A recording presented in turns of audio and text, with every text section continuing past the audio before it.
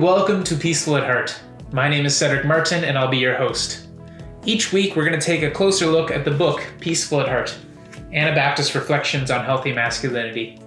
We'll dive into the chapters, hear from the authors, and think a little bit more about what healthy masculinity looks like in our modern context. Joining us today is Hugo Saucedo. Hugo, thank you very much for joining us and writing this chapter so we can discuss it today. How are you doing? I'm doing great. How are you? Yeah, doing good. It's a nice sunny day. I really appreciated your perspective and your approach to your chapter. In the very first paragraph, you mentioned that you've been battling with my masculinity and what I believe it means to be a man. I think that resonates with many people. Since writing your chapter, have you discovered any clarity or any strategies for yourself? I'd love to tell you yes, but I don't know that I have. All I can really say is that I find that it is just something you do every day, in the sense that, I engage people daily. I'm a principal at a middle school, so I'm engaged with young people especially, and with my staff in a manner that I'm always reminded that my aura, if you will, or perspective, is always going to be watched, and it's always going to be, and it's important that I don't put people off. I'm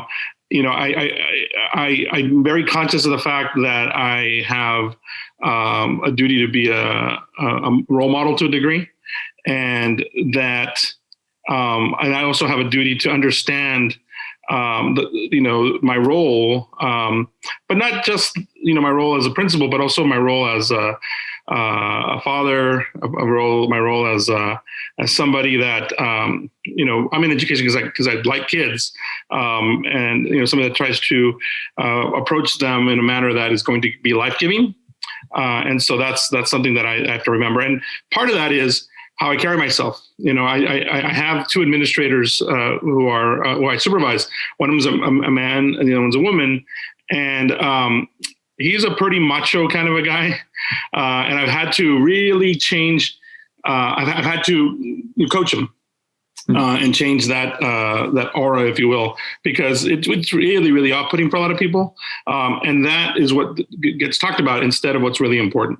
And so, from that perspective, it's literally all the way down to my livelihood, in terms of how I approach masculinity and how I, the little things I have to do every day, to make that happen. And it's, there's a lot to be said about consistency versus impact, and I really try to be very consistent with those things. Yeah, absolutely. When you were saying that, I was getting a picture of like sort of the marathon image, or thinking about it as a lifetime of masculinity as opposed to one individual accomplishment that we're reaching for. Thank you. Sure. And, a good example of that, for example, I love the color pink. It's just one of my favorite colors. And so I tend to wear a lot of pink. Yeah. Throughout the day, and a lot of times, and it's really interesting how generationally different generations that I work with, whether it's the kids now who are, between 11 and 13 years old, some of my younger teachers who are in their early 20s, or some of my more veteran teachers or staff, when they see me wearing pink, I get different reactions. The older generation tends to be like, oh, you're brave today, you're wearing pink. I'm like, well, it's one of my favorite colors. The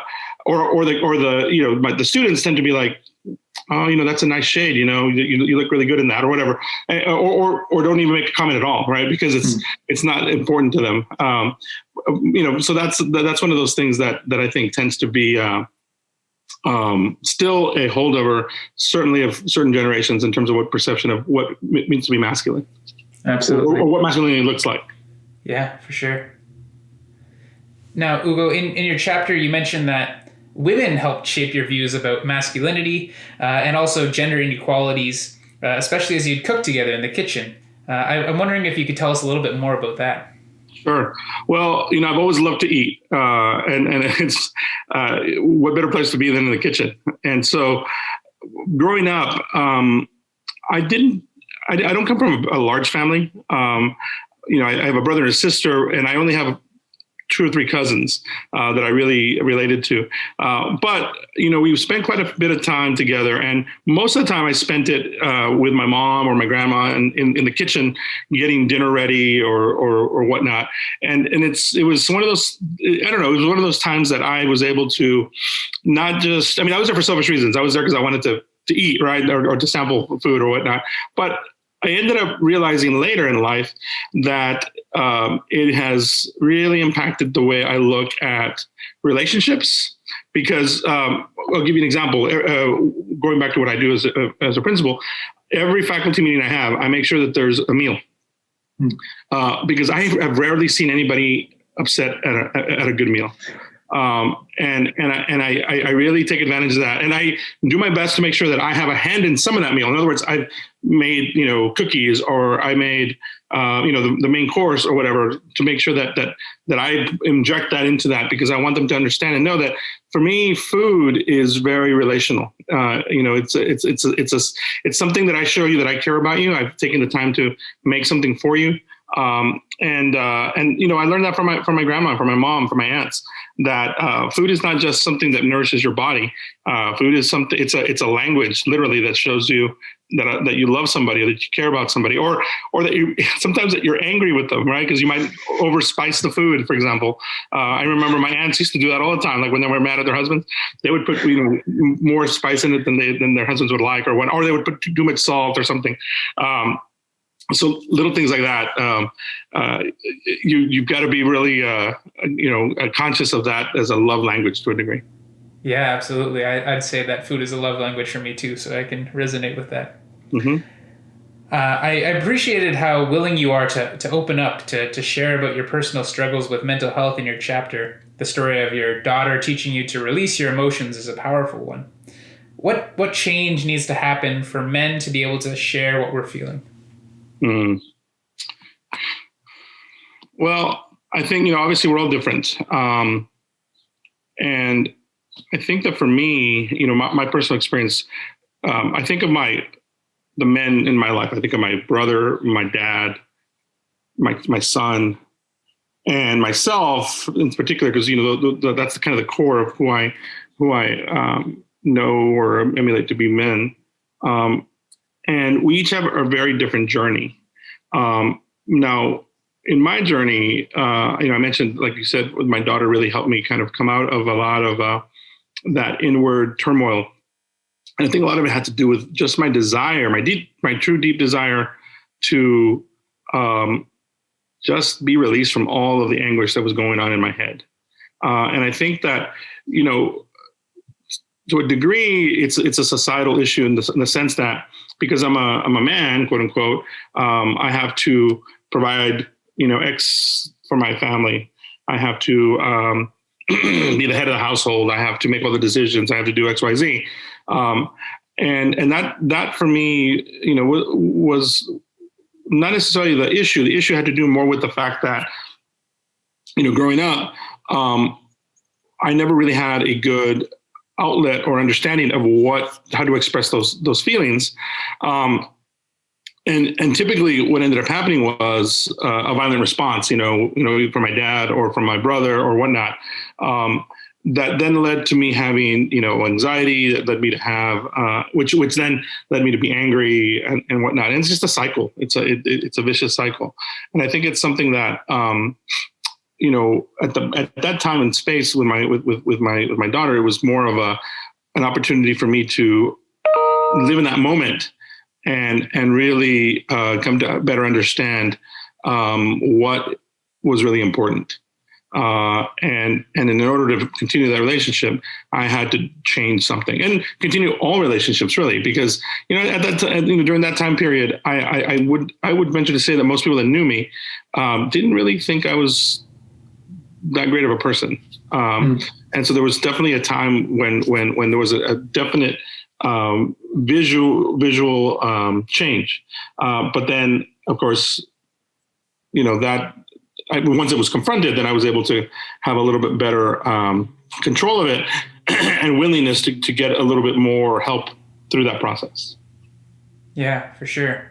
So ultimately there's a societal problem, but we really need to make sure that we're supporting one another so that change is an option. Yeah, for sure. And I think, a lot of that also has to do with, well, like, as I mentioned, women really taught me how to be a man, not men. And I think a lot of that had to do with my, the witnessing of, really, there's no way to sugarcoat it, the abuse of women in my life. And that really impacted me, profoundly. And it made me think, if this is truly a cycle, then it's got to end here with me. Because I cannot imagine continuing that kind of process. And I think, to continue that would have been to divorce myself of responsibility, and in essence, die as a human, because I would have been dehumanizing, these people in my life that I really cared for. Yeah, absolutely. So it's sort of a communal thing and not just a masculine thing, which I guess kind of leads into my next question is, what role can masculinity play in your own faith or within the church? I think that going back to the traditional gender norms or whatnot, for example, signing on to this Zoom right now with you, I noticed you have pronouns on your name. I'm going to be really honest with you. I really, truly don't understand the whole pronoun conversation right now. But I respect it. I know it's important to some folks. I'm not going to challenge it in the sense, I'd rather just listen, take in, hear, and better understand it before I really even make a comment about it, because I truly, genuinely don't understand that process. But I do want to understand. And I think part of that, going back to what you just mentioned about what it means to be a man in the church, is having the patience to ask those questions that you have. Because too many times we men tend to negate the fact that we have quite a bit of privilege. Even men of color, like myself, have more privilege than most women, and we are looked at as the people to lead, right? My dad and I, one of the things we have in common is we both love baseball.